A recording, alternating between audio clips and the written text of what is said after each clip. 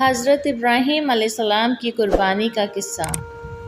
حضرت ابراہیم علیہ السلام کو ایک رات خواب میں آواز سنائی دی کہ ابراہیم، میری راہ میں اپنی پیاری چیز قربان کر۔ حضرت ابراہیم خواب کے بعد جیسے ہی بیدار ہوئے، سوچا کہ نبی کا خواب تو وحی کی مثال ہوتا ہے۔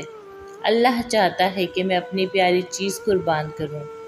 آپ کے پاس جو اونٹ موجود تھے سب راہ خدا میں قربان کرتے ہیں اور اللہ کا شکر ادا کرتے ہیں، پھر آرام فرماتے ہیں۔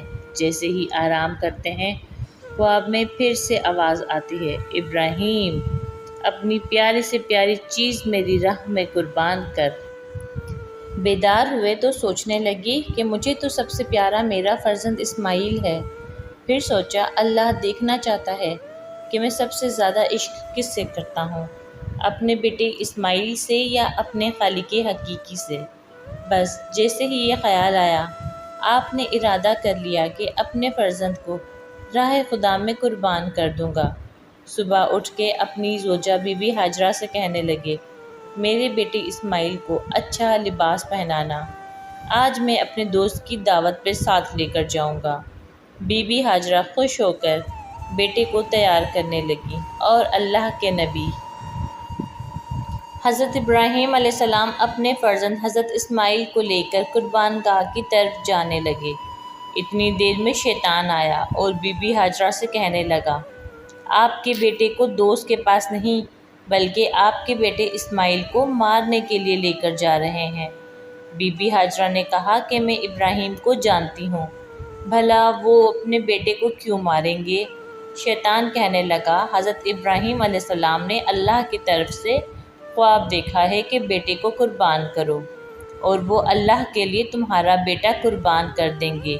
بی بی ہاجرہ فخر سے بولیں، اے شیطان، تم پر اللہ کی لعنت ہو! اگر میرا بیٹا اللہ کی رضا کے لیے قربان ہو رہا ہے تو میرے لیے اس سے زیادہ فخر کی کیا بات ہوگی؟ میرے ہزاروں بیٹے اللہ کے نام پر قربان۔ اس کے بعد شیطان حضرت اسماعیل علیہ السلام کے پاس آتا ہے اور کہتا ہے، آپ کو پتہ ہے آپ کے والد آپ کو قربان کرنے کے لیے لے جا رہے ہیں۔ آپ کے والد نے خواب دیکھا ہے کہ اللہ کی راہ میں اپنا بیٹا قربان کریں۔ حضرت اسماعیل علیہ السلام فخر سے کہتے ہیں، اللہ کی راہ میں مجھے قربان ہونا پڑے، اس سے بہتر میرے لیے کیا ہو سکتا ہے؟ پھر شیطان یہی سوال لے کر حضرت ابراہیم علیہ السلام کے پاس آتا ہے اور کہتا ہے، اپنا پیارا بیٹا اسماعیل کیوں قربان کر رہے ہو؟ تمہیں کیا پتہ تمہاری قربانی قبول ہوگی یا نہیں؟ اتنی دیر میں ابراہیم علیہ السلام پتھر اٹھاتے ہیں اور شیطان پر لعنت کر کے پتھر مارتے ہیں۔ آج بھی وہ جگہ قائم ہے جہاں لاکھوں لوگ شیطان کو پتھر مارتے ہیں، پھر آگے بڑھتے ہیں اور چلتے چلتے اپنے بیٹے سے کہتے ہیں، آج میں اللہ کی راہ میں تمہیں قربان کروں گا، تاکہ یہ واضح ہو کہ میرے دل میں اپنے بیٹے اسماعیل سے زیادہ اللہ کا عشق موجود ہے۔ حضرت اسماعیل فخر سے کہتے ہیں، بابا، اس سے بہتر میرے لیے اور کیا ہوگا کہ مجھے اللہ کی راہ میں اللہ کے نبی قربان کریں۔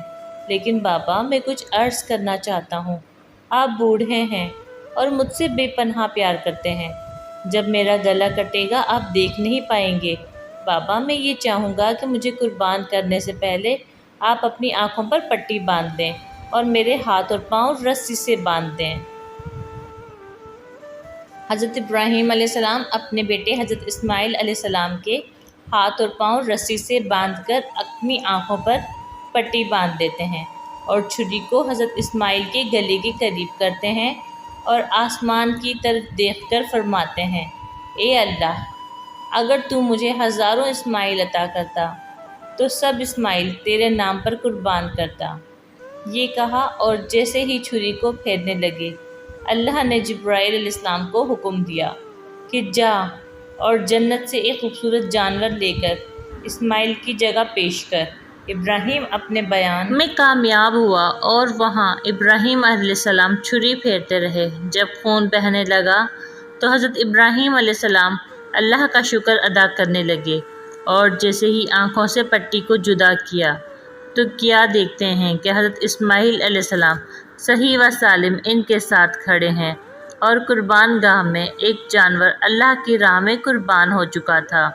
پھر آواز غیب آنے لگی کہ اے ابراہیم، تیرے اس عمل کو تا قیامت یاد رکھا جائے گا، اور تیری اس سنت کو ایمان والے ہر سال یاد کریں گے اور اللہ کی راہ میں جانور قربان کریں گے۔ اور حضرت ابراہیم علیہ السلام کی سنت پر عمل کرتے ہوئے پوری دنیا میں اس دن کو عید الاضحیٰ کے نام سے یاد کریں گے اور اللہ کی راہ میں جانور قربان کریں گے۔ آج بھی حضرت ابراہیم علیہ السلام کی سنت پر عمل کرتے ہوئے پوری دنیا میں اس دن کو عید الاضحیٰ کے نام سے یاد کیا جاتا ہے۔ لاکھوں سلام ہو اللہ کے نبی ابراہیم علیہ السلام پر، اور لاکھوں سلام ہو اللہ کے نبی اسماعیل علیہ السلام پر۔